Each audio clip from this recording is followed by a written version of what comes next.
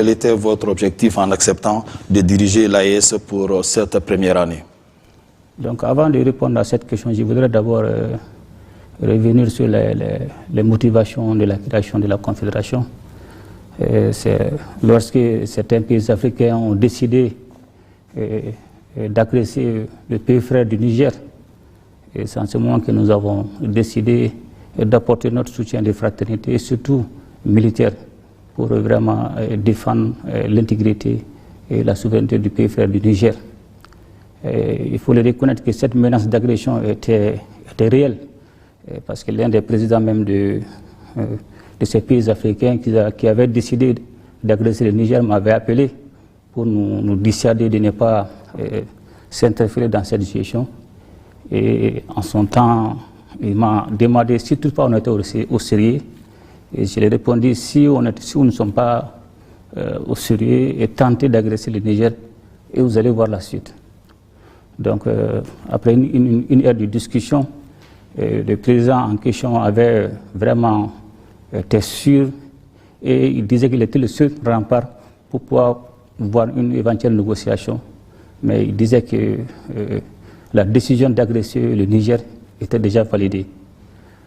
Donc, c'est pour vous montrer jusqu'à quel point cette menace était réelle. Ensuite, il a essayé de m'expliquer que la situation du Niger était différente de la situation du Mali et du Burkina. Selon son terme, s'il laissait le président Bassoum en son temps, ça serait le tour de qui après? Bon, j'ai répondu simplement, si nous aussi on vous laisse agresser le Niger, ça serait le tour de qui après? Donc c'était de bonnes guerres. Donc finalement, je pense qu'il est revenu à la raison quand il a vu qu'on était réellement décidé à défendre le Niger.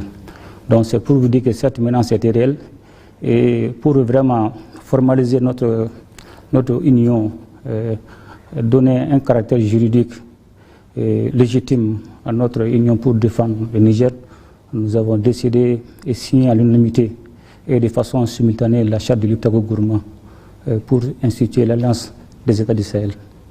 Et dans cette charte de Liptako-Gourma, à son article stipule la mise en place d'une défense collective et d'assistance mutuelle entre les États membres. Aussi, dans son article 4, vise à combattre les groupes armés terroristes sous toutes ses formes, la criminalité transfrontalière et surtout le banditisme. Donc, dans son article 6, ce qui est le plus important, qui dit l'atteinte à la souveraineté et à l'intégrité territoriale d'un État membre de l'Alliance sera considéré comme une agression et obligera une assistance collective